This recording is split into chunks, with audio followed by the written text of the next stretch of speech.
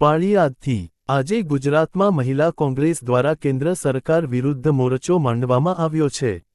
આજે આયોજિત પ્રેસ કોન્ફરન્સમાં મહિલા કોંગ્રેસના નેતાઓએ વધતી જતી મોંઘવારી મુદ્દે કેન્દ્ર સરકાર પર આકરા પ્રહારો કર્યા છે। કોંગ્રેસનું કહેવું છે કે આજે દેશની જનતા માટે સૌથી મોટી સમસ્યા મોંઘવારી છે, પરંતુ સરકાર આ બાબતે મૌન સેવી રહી છે। સૌ પત્રકાર મિત્રોને મારા નમસ્કાર। ધ પીએમ વિલ કોમ્પ્રોમાઇઝ આ વાક્યને લઈ અને આજે અમે લોકો બતાવવા માંગીએ છીએ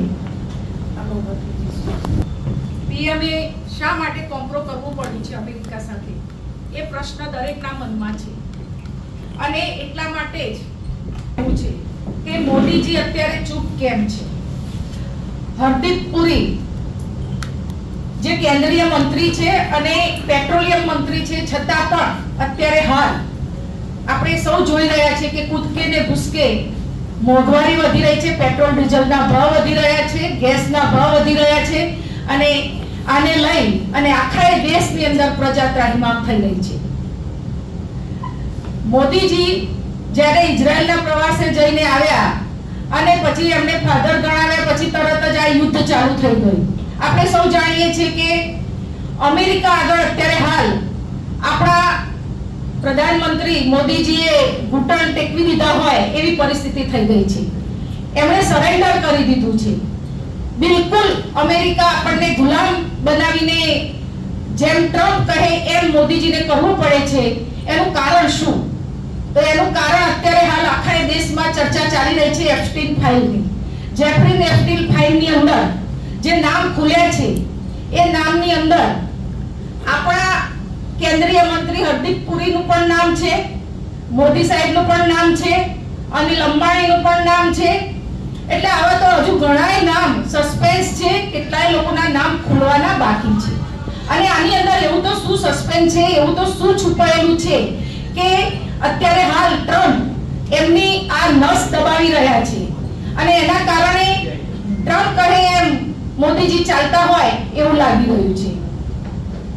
જે આ જેફરી એપ્સ્ટીન નામનો આ વ્યક્તિ એ એક માણસનું માંસ ખાતો હોય એટલે માનવ ભક્ષી રાક્ષસ કહીએ તો પણ ચાલે એવી વિકૃત માનસિકતા વાળો જે નાબાલિગ બાળકીઓને બળાત્કાર કરી એમને ગર્ભવતી બનાવતો, લોકોને પીરસતો અને મારીને ખાવાનું કામ કરતો હોય એવા માનવ ભક્ષી માણસ સાથે મોદીજી જો ધર્મની વાતો કરતા હોય, હિન્દુત્વની વાતો કરતા હોય તો એમને એવી તો શું જરૂર પડી આની સાથે મિત્રતા કરવાની? શા માટે એમનું નામ એમાં આવ્યું છે? તો આ બધા જ કારણો, આ વાત એટલા માટે મારે કરવી પડી છે કે આ બધા જ કારણો આની અંદર ભાગ ભજવી રહ્યા છે। અને અત્યારે હાલ આ યુદ્ધના કારણે હિન્દુસ્તાન પીસાઈ રહ્યું હોય એવો માહોલ સર્જાઈ ગયો છે। અત્યારે હાલ આપણા દેશની અંદર હમણાં જોયું કે રાંધણ ગેસના ભાવ એકદમ જ 60 રૂપિયાનો વધારો એક જ દિવસમાં કરવામાં આવ્યો। કોમર્શિયલ ગેસના ભાવ સિલિન્ડરના 115 રૂપિયા ભાવ વધારો કરવામાં આવ્યો। અને આ પરિસ્થિતિ જોતા આખા દેશની અંદર ખૂબ ગંભીર પરિસ્થિતિ અત્યારે થઈ ગઈ છે। કારણ શું? કારણ કે આની અસર સીધી ગૃહિણીઓ પર પડી છે। રાંધણ ગેસના ભાવ વધારાથી ગૃહિણીઓ તારીમામ થઈ ગઈ છે, એમના ઘરનું બજેટ ખોરવાઈ ગયું છે। જે લોકો માંડ એમનું ઘર ચલાવતા હોય એમને અત્યારે 1100 રૂપિયા ભાવ વધારો આપવો પડે છે, જ્યારે 450 રૂપિયા ભાવ હતો ત્યારે એમના જ મંત્રી સ્મૃતિ ઈરાની માથે બાટલો લઈને ફરતા હતા અને કહેતા હતા કે ભાવ ઘટાડો। અત્યારે એ લોકો ક્યાં ગયા? આખા દેશની અંદર આની ગુમરાણ ચાલી રહી છે। ગેસ સિલિન્ડરના ભાવ તો વધાર્યા પણ સાથે સાથે કોમર્શિયલ ભાવ વધવાના કારણે રેસ્ટોરન્ટ અને નાના ખાણીપીણીના બજારો, માર્કેટો અને નાના માણસોના ધંધા ઉપર આની ખૂબ અસર પડી રહી છે। ભાવ વધારા કર્યા તો ઠીક, પણ એની પાછળ નિયંત્રણ પણ લાવી દીધું છે। પહેલા 20 દિવસે બાટલો નોંધાવવાનો સમયગાળો હતો, એનો અત્યારે 25 દિવસ કરી દીધો આ લોકોએ। 25 દિવસ પછી જ ગેસ સિલિન્ડરની નોંધણી થાય, ત્યાં સુધી નોંધણી ના થાય અને નોંધણી થયા પછી પણ 10 દિવસ પછી આપણને સિલિન્ડર મળે, એટલે 35 દિવસે આપણા ઘરમાં સિલિન્ડર આવે. અત્યારે હાલ દરેકના ઘરમાં 15-20 દિવસ માં સિલિન્ડર ચાલે છે. તો પછી બાકીના દિવસોમાં માણસો શું કરશે? ગૃહિણીઓ શું કરશે? રસોઈ કઈ રીતે બનાવશે? એ એક સમસ્યા ઊભી થઈ ગઈ છે અને આ કારણે તમામ ગૃહિણીઓ અત્યારે હાલ પરેશાન છે. અત્યારે તમે જુઓ કે દરેક એજન્સી ઉપર ગેસ સિલિન્ડર મેળવવા માટે લાઈનો લાગી છે અને આ લાઈનો લગાવવાનું કામ આ મોદી સાહેબે કર્યું છે. કેન્દ્રમાંથી જે ભાવ વધારો આવ્યો છે એના કારણે અત્યારે હાલ જે માહોલ ઊભો થયો છે એ કઈ નવાઈની વાત નથી. લાઈનો લગાડવાની આદત તો આ લોકોને વર્ષોથી છે. નોટબંધી કરી તો પણ લાંબી લાઈનો લગાવી હતી અને એ લાઈનોમાં સવારે 4 વાગ્યાથી લઈ અને રાત સુધી લાંબી લાઈનોમાં કેટલાય લોકો મૃત્યુ પામ્યા હતા. એના પછી કોરોના કાળ આવ્યો તો ઓક્સિજનના સિલિન્ડર માટે અને હોસ્પિટલોની અંદર સેવા લેવા માટે હોસ્પિટલોની અંદર જ્યારે બેડ નતા મળતા, ઓક્સિજન નતું મળતું, ત્યારે પણ લાઈનો લાગી હતી અને હજારોની લાઈનો 5-5 કિલોમીટર સુધી સિવિલ હોસ્પિટલની બહાર લાઈનો લગાવવામાં આવી હતી અને એ લાઈનોની અંદર કેટલાય લોકો મૃત્યુ પામ્યા છે જેમને સારવાર નથી મળી, ઓક્સિજનના બાટલા નથી મળ્યા, ઓક્સિજન પૂરતો હોસ્પિટલોમાં દર્દીઓને નથી મળ્યું અને એના કારણે કેટલાય દર્દીઓ લાખોની સંખ્યામાં દેશની અંદર લોકો મૃત્યુ પામ્યા હતા. આ લોકો 15 વર્ષથી એમની સરકાર ચલાવી રહ્યા છે ત્યારે જ્યારે પણ આવી સંકટ આવે ત્યારે ઘંટ વગાડો, થાળી વગાડો, દીવા પ્રગટાવો. મારે એમ કહેવું છે કે મોદીજી તમે અત્યારે ક્યાં ગયા છો? અત્યારે દિલ્હીની અંદર સંસદ સત્ર ચાલી રહ્યું છે ત્યારે મોદીજી તામિલનાડુમાં જઈને બેઠા છે ચૂંટણી પ્રચાર કરવા માટે. કારણ શું? કારણ કે એ સંસદની અંદર જવાબ આપી શકે એમ નથી. વિપક્ષ જ્યારે સવાલો ઉઠાવે છે તો એનો જવાબ મોદી સાહેબ પાસે છે નહીં. માટે એ અત્યારે હાલ સત્ર છોડીને બહાર ચાલ્યા ગયા છે. આપણે જોઈએ છીએ કે ભૂતકાળમાં જ્યારે મોદી સાહેબે એક ભાષણ આપ્યું હતું એમાં કહ્યું હતું કે ગટરની અંદર પાઇપલાઇન લગાવવાથી ગેસ આવે છે અને હું ચાના થેલા ઉપર કે ચાની કિટલી ઉપર એના સ્ટવ સાથે આ પાઇપલાઇન લગાવીને ચા બનાવતો. અને ભાઈ અત્યારે હાલ એ ફોર્મ્યુલા તમારી ક્યાં ગઈ?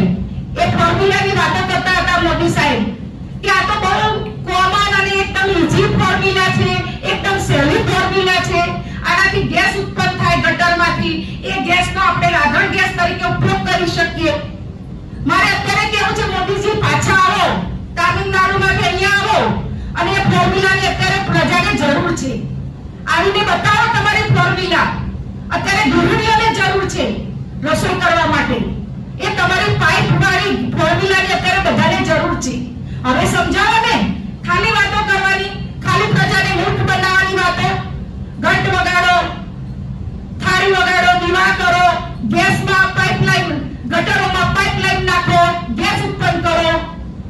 માત્ર વાતો કરવાની, માત્ર બધાને ભરવાના, માત્ર ઉલ્લુ બનાવવાની વાતો. અત્યારે હાલ દેશની પરિસ્થિતિ ખૂબ ખરાબ થઈ ગઈ છે. મોંઘવારી કૂદકીને ભૂસકે વધી ગઈ છે. ગેસ સિલિન્ડર, કોમર્શિયલ સિલિન્ડર અને મોંઘવારી ખૂબ ઉપર જઈ રહી છે. જ્યારે દેશના નાગરિકનો પગાર વધતો નથી, એનો પગાર તો ત્યાંના ત્યાં છે. એક બાજુ મોંઘવારી ઉપર જાય છે, એક બાજુ એનો પગાર, એની આવક ત્યાંને ત્યાં સ્થિર છે. એના કારણે અસમતુલા સર્જાય છે અને દેશની અંદર ગરીબી, બેકારી અને બેરોજગારીનું પ્રમાણ વધવા લાગ્યું છે.